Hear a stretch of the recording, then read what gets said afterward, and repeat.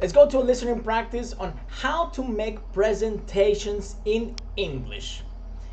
Making a presentation in English can be a big thing.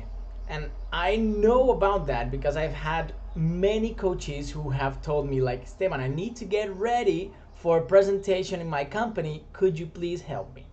And right now you will learn the techniques that I use or that I teach them in order to deal or to face this presentation. Okay, my friend? So, how does the listening practice work? You basically would be listening to me speaking English and about this specific topic in this case. However, the intention is not for you to understand 100% of the information that I'm talking about, but it's for you to pay attention to the words and type of vocabulary that I use in the language. How come? Yes, you need to start learning how the language sounds in order for then after to improve your listening skills overall. So, don't pay attention necessarily to the information if you're in a basic level. Pay attention to the words that you understand, the expressions, the verbs, time tenses, and so on. Okay, my friend? So let's talk about how to make a presentation in English step by step. Like the new kids on the block would say, step by step, ooh baby. Yes? So first of all, I would like to ask the following. You need to reflect on the following question. Have you ever needed to make a presentation in English? And I'm talking about not necessarily in your company, but it can be like a job interview, it can be an academic presentation, and so on. Have you ever needed to do one? If so, reflect or think. How was your presentation? What did you do in it? How did you prepare it? What topic was the presentation about? And more importantly, how did you feel after the presentation? Because after you do these types of things, immediately when you finish, either you have the greatest feeling of accomplishment, like or you have the worst feeling of defeat, or like a regular, like, meh, it was good, it's fine. So, how did you feel the day that you needed to present in English? And what was the topic about? Who were you presenting to? How did you feel? How was the moment? And so on. All right? And I ask you that because normally English related presentations go this way. Let's say that I work in a company that sells furniture and they tell me that I need to present the numbers of the month about this furniture sales. Yeah? What happens? Immediately the person says, oh, I need to speak English in front of other people. I need to make a presentation. No, I can't believe this. No, I can't. I'm not able to do this. I am not ready for this, and so on. When this happens, the next step that person normally does, and see if you agree here with me or not, is you write word by word in Portuguese what you would like to say in the presentation. Right? So you write in your complex language, or in your native tongue, how you would like to express all this information. Then after that, you translate it either yourself or you go word by word in Saint Google Translate. And then Google Translate tells you, like, it's like this, and this. So that's one option. So after you decided and you wrote 100% of the things that you decided to see in Portuguese, then you translate it in Google, and then when you want to present, you just read from the piece of paper, not even knowing what you're saying or not. Am I wrong? Is this the way that you had to present any time where you prepared your presentation? I tell you this because that's the way normally people plan their presentations when they come up to me. They say, Esteban, could you please help me with my presentation? I say, okay, what is the presentation about? And immediately the person says, I already wrote it in Portuguese. Now I'm going to translate to English, and then after that, I will just read from the piece of paper. And there's no point in reading from a piece of paper, you know.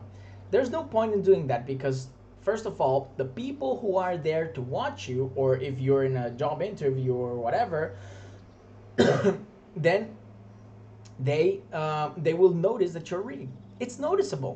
It's easy to see that somebody's reading from a text.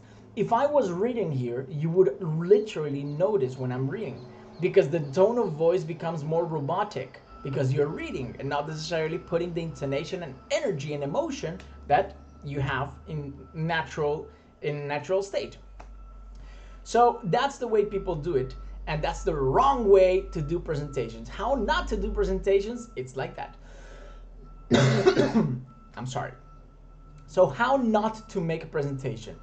Don't write it first in Portuguese and then translate it to English and read the presentation. Never do that. Those three things. Write in Portuguese, translate from Portuguese to English, and the third one, reading from a piece of paper. Never do that. Now, I created this step by step on the practice, on the run, with people who have had this, and we did this along 2 or 3 weeks of work. 2 or 3, no, it was literally 3 weeks of work during the sessions where we were adjusting all these details to the step by step that you have seen. Tafa, how are you, my friend? Just pay attention to the language, okay, Tafa? I'm doing a listening exercise, my friend. Now, what we will do, my friend, is that we will disband the presentation. And disband the presentation means basically that we will take each part of the presentation, we're gonna break it into pieces. And each of the pieces, I will let you know what's the idea on what you need to do with it, all right? Each of the pieces, pay attention, because I'll tell you what you need to do with it. And you may be asking yourself, what type of presentations can I apply this to? And before I tell you the type of presentations that you are asking to, that you can apply this, I will tell you what is the instructions again for this listening exercise. This listening exercise is made for you to practice your listening skills by paying attention to the verbs, vocabulary, time tenses, expressions, idioms, and so on from the language, and not necessarily to the information that I'm speaking about. Okay, so you don't pay attention to the information, pay attention to the language. Wow, how is that? Pay attention to how the language sounds. Open your ears, all right? So what type of presentations you can apply this? How to make a presentation?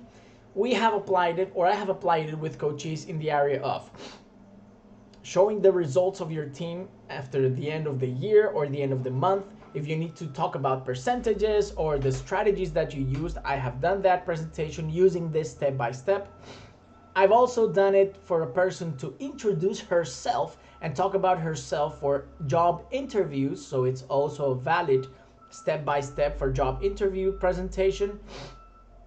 And you will understand why, because you will not be reading from a piece of paper, my friend. Also, for people who have wanted to introduce their companies to somebody else, so they want to talk about what their company does, we do the same step by step. And people on the academic field, like a presentation about a paper or any type of academic field presentation that they have. All right, that's the type of presentations you can apply it to.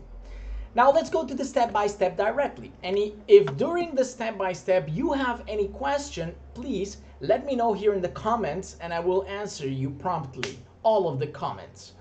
Now, first step. The first step, we're gonna think about the type of presentation you need to do. And you will define, pay attention, write this down, you will write down the most important points of the presentation. And when I talk about the most important points of the presentation, it means the things that are essential for the presentation. Not necessarily the extra information, but what is literally essential for the presentation, what cannot miss. Regularly, I'll give you an example. If I'm talking about results, the results of my area, for sure my results must have numbers. So the most important topics will be the numbers and the strategies that I used to reach those numbers. So You take essential notes on what the information or what the presentation must have. What can't it miss, all right? It must have this, this, this, and this. And then you write that down in topics. It's like a brainstorming, you know? It's like when you sit down and you say, okay, what are we gonna do for Christmas? Then you say, we could do this, this, this, this, this, this. It applies the same thing, but you will put the essential things of your presentation in English. That takes us, my friend, to step number 2. Step number 2 is write your presentation in English. Wait a second, you're gonna write it directly in English, straight in English, because you are not gonna be using your Portuguese. I'll explain you why. You're gonna write I'll give you the first I'll give you the step by step. You're gonna write the presentation in English how you would say it, word by word. You sit down, and if you're gonna say hello, good morning, you're gonna write hello, good morning, and then you're gonna write all the information you're gonna talk about there. Not a word in Portuguese, and it's not to say it in English. My friend, don't leave anything behind of what you want to say in the language. Don't leave anything behind. And I'll explain you why not to translate, because maybe you're saying like, oh yes, but I can translate and then I write it directly in English. Yes and no. You know why? Because when you start translating, you, my friend, your thoughts in Portuguese, they are already complex. You use some structures that maybe you don't know in English. So when you get there, you reach a big obstacle that you will say like, how will I overcome this obstacle? What am I gonna do to overcome this obstacle? Am I gonna be okay if I'm gonna do this? Yes or not? And so on, all right? So the second step, after I'm gonna do an aftermath of the steps, on the second step, you're gonna write your presentation in English directly, not translating anything from Portuguese, because your thoughts in Portuguese are complex and you use structures that not necessarily you need to know in English, all right? Now, after this, you must have a short text or a long text depending on the type of presentation, and you will go over to step number 3 of the process. And step number 3, we will go over the text that you wrote. So you're gonna check all the things that you wrote there. So if you wrote things about the results and the strategies, you're gonna make a detailed revision of each of the sentences. But this revision is not to see if you're using the beautiful language or I'm using the best expression and so on. No. Look, in this sentence detailed checking or revision, you will check thoroughly or in a very detailed manner to see if the sentence makes sense in the language. If the sentence makes sense in the language, does the sentence pass or convey the idea that I want to give? If so, you go on to the next sentence. But we do this sentence by sentence, magical, sentence by sentence.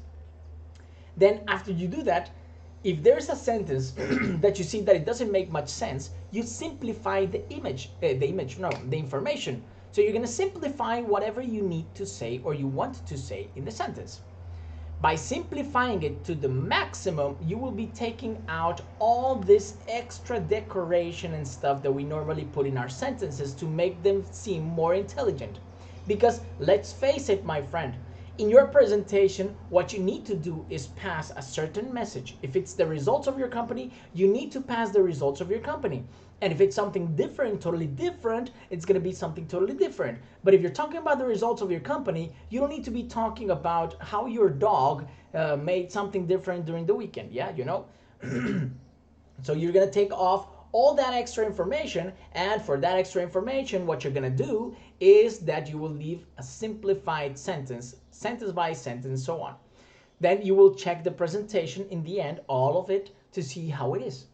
So after you did a big brainstorming, that was step number 1, we went to the second step, that is writing the presentation 100% in English, not translating, and I told you already before, why not? And in the third step, you're gonna check each of the sentences to see if it makes sense and how it makes sense. If it doesn't make much sense, you simplify to the maximum. Always simplify to the maximum to convey the message that you really want to convey during your presentation, and not necessarily to simply have more and more information over there. All right, my friend? That takes us to step number 4. But before I tell you step number 4, I'm going to tell you what's the intention of this exercise. The intention of this exercise is not necessarily to teach you about the information that I'm conveying right now, that I'm passing through right now. I'm telling you how to make a presentation in English. But if you are a beginner, you just need to pay attention to the verbs, idioms, expressions, time tenses, and phrasal verbs or whatever, everything that I use for you to practice your listening skills to see how the language sounds and not necessarily the information that I'm passing. Because if you see, I'm just talking and talking and talking about it because I need you to pay attention to the time tenses that I'm talking about, or the verbs and vocabulary expressions, how I link the sound and so on. Oh, if you see that he's always saying gonna, what is gonna? Then you go and look it out and look for it and so on. All right, so that's the whole intention of this exercise. And with that, let's carry on to our step number 4 of the process. During some parts of this listening exercises, I will be speaking slower, and during some parts you will see that I get more excited and I speak faster. I'm also playing with the speed of my voice so that you understand better. So okay, let's go back to step 4. Step 4, after you checked all over your presentation, you're gonna do something that is amazing, and I guarantee that once you do it, you will start seeing a real feedback of what you look like speaking in English. And the step number 4 is record yourself presenting that thing several times. Try not to read in the piece of paper. Try not to read. Try to speak as natural as you could, and what you're gonna do after you record yourself several times is that you will check the recordings for valuable information. This is a very worthily information. You know why? Because when you watch the recordings, you will pay attention to the errors or mistakes that you're doing when you're speaking about the topic, or if you have pet words and so on, that these are words that you use all the time, or fillers. Fillers are like and then when you see this in the presentation or in the recording, you will be able to correct these types of things for the next recording. So in this case, you pay attention to the things that you must change in your presentation. All right? The things that you must change in your presentation. What do you need to improve? Is the message being passed on or not? Are you passing a message? Are you conveying what you want to convey or to communicate? Are you communicating the correct information?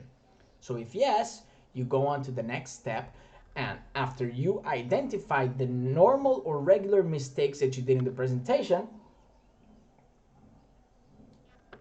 you will repeat only the parts with the mistakes. You will repeat over and over the parts of the mistakes so that you think a little bit about better on how to present. So if you had three topics in where you're having mistakes, maybe you're having mistakes or trouble saying the numbers, or you're having trouble conveying the strategy that you guys used, you're gonna do that all over again, specifically those 3 topics and not all your presentation, because you're going straight to the place where you need to work on your skills. So if you're having trouble saying the numbers, what do? You practice what numbers you need to say, and then you repeat the numbers over and over, like only repeating the mistakes. Am I right? So that's step number 4 of our process. Then after you repeat this over and over and doing the recordings, you will see that your brain automatically will start creating a mental picture on the things that you're gonna say during the presentation. And this mental picture, hello my friend, how are you, Kevison Luan? Do you have any question, my friend? If you have any questions, send it over here to me, okay? So if you see you will start seeing a mental picture of what you're wanting to convey, what you want to communicate. So when you see a mental picture, you will understand that your brain is already understanding the order of the presentation that you need to go through. So if you know the order of the presentation, automatically you will be able to start presenting without the piece of paper and not reading from a piece of paper. That's why we simplify to the maximum the information. Normally it goes like this. You have 3 topics you need to talk about: the results and the strategies. Once you say the results, let's say that you said the number 50% decrease. When you say 50% decrease, automatically the word sales will come to your mind, and when you say sales, you know that you will go to the first strategy. So that's the mental picture that your brain starts creating out of nowhere, because you repeated so many times your presentation that it's starting to get stuck in your head, the order of it. So presenting or making presentations in English for interviews for companies or presenting your company or whatever, it's not about necessarily knowing the language. It's about having the correct strategy to make your presentation happen, my friend. So after you see the mental picture, we go to the step number 5, and this step is amazing. Sometimes people skip it, and I wouldn't recommend you skipping it, because in this step is where we divide boys from men, or little girls from women. You know, this is where you divide the amateurs from the professionals, because in step number 5 you are going to get each of the essential topics that you defined over there in step number 1. And after you define each of the steps, the topic, sorry, you will define, or you will get all the topic and put it into 2 words maximum. 2 words maximum. This is crazy. Look at this. I'll give you an example of how something like that works. When people ask me, or when people tell me that they have trouble to pronounce the TH in English, I have a whole presentation prepared for that. The presentation is all the information that I know about that. However, what is normally being said is that when you say, Esteban, I have trouble saying the TH, then immediately the 2 words that come to my mind are teeth and tongue. Teeth and tongue. And then I explain to people what they need to do with their teeth and their tongue. Because once I understand or I remember the words teeth and tongue, then I will go straight forward to that. We have a comment here. Kevison, I can understand good part that you are saying. Excellent, my friend. This listening practice is for that. Congratulations, man. It's for you to pay attention to the words and the things that I'm saying, to the verbs, time tenses, expressions, phrasal verbs, idioms, and so on, so that you practice your listening. You don't necessarily need to pay attention to the information in Portuguese, okay? Okay, I have another comment. It's in Portuguese. I'm not going to read it. To write and speak in English, I can't base myself through Portuguese. No, my friend, because English is a totally different language. However, you can get the ideas from from Portuguese as well. You got the same idea, the same message, but you need to understand what is the message that you want to pass, so that you write the message and speak the message in English in the simplest way. All right? Now let's go to step number 5. So you get each block and then you divide it into 2 words. 2 words. Those 2 words will remind you immediately what you need to say in that topic.